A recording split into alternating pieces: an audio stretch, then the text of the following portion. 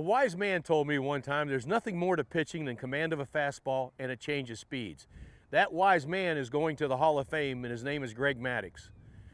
Tom Glavine is going to the Hall of Fame. What are the two things they had in common? Great command of a fastball and a great change of speeds. The simplicity of pitching, we can make it too mechanical. We can make it, we're not out here to trick somebody. Our job is this. How does a hitter hit? With good timing, right? His timing is there. It's our job to throw that timing off. How do you do that? You do that by pushing the throttle and pulling the throttle.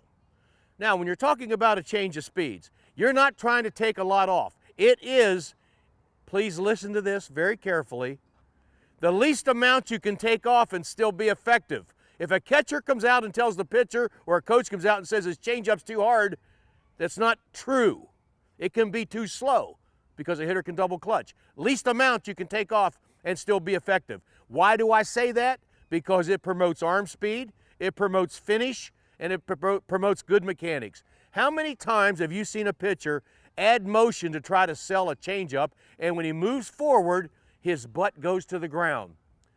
When you're pitching fastballs or changeups, very simple, and you're coming down that hill, if your butt goes down, the ball comes up.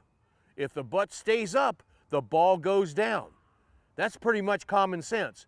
And then start practicing to get a grip that you feel comfortable with, and try not to take anything off the pitch. There's many ways to throw a changeup, depending on sizes of hands. You can do two-seam circle changes. You can do a modified split. You can do many, many ways to throw a changeup. But here's the thing that I suggest.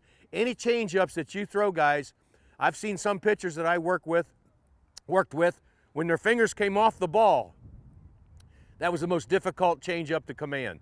Your fingers should stay on the ball at all times, and your fingers should have some seams, not the slick part of the ball. You should always have seams on a fastball and a change of speeds. Seams on a fastball, seams on a change of speeds. There is a two-seam circle change. That's the changeup that Tom Glavine threw.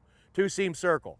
Now, if you notice, I've got seams. I'm not on the slick part of the ball. I want seams so I can control that ball in my hand. So once again, push the throttle, pull it. Fastball, change of speeds. Now, how do we acquire that? Well, guess what? We have to go down to the bullpen and practice our craft. And if we do it with more often with less exertion, what do we acquire? We're learning to get touch on the ball, a fastball command, and a change of speeds. That's how you approach a changeup.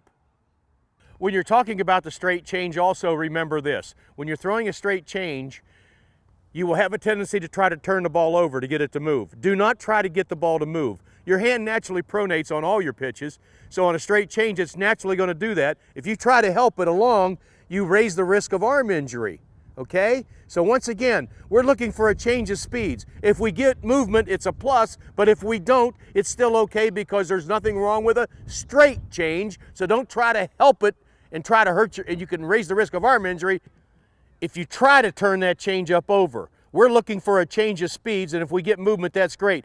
Do not try to create movement.